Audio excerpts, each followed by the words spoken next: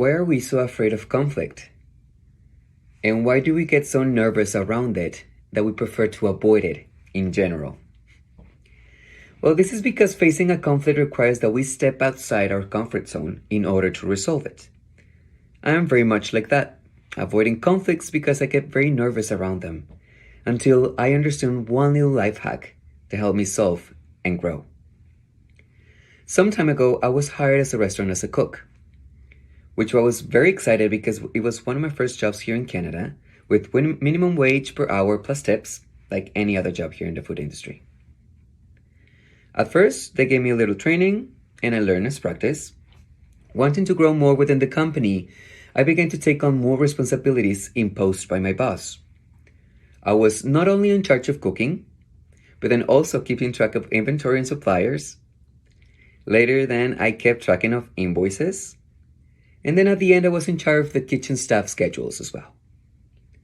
I felt that I was working way more. However, it was not reflected on my paychecks. Every 15 days, I got the same amount that I had been receiving from the beginning. And yes, I avoided saying anything out of nervousness and fear of losing my job. Time passed, and after seeing that my boss had no intentions on offering me a raise for all the responsibilities that I've managed already, I had set up for the limit and make the decision to face the conflict directly. So I asked to speak with him to request the raise that I definitely deserved. I started shaking and didn't know what to say, but I motivated myself by remembering two things.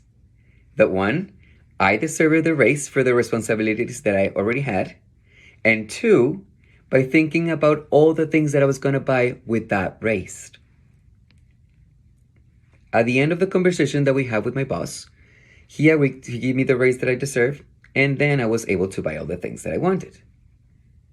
Well, avoiding conflicts due to nervousness or fear of the result that may be obtained is missing out of the wonderful process that helps us grow. So here are two important things that we have to take into consideration when we wanted to face a conflict. Number one, we need to know what is the result that we are expecting from this resolution and conflict. And number two, we have to reprogram our way of thinking so we don't see conflict as an uncomfortable situation, but rather as an opportunity for us to learn and to grow personally. So at the end, it is very important to keep in mind that conflict may not always lead us to the result that we're expecting, but it always helps us prepare for the next situation.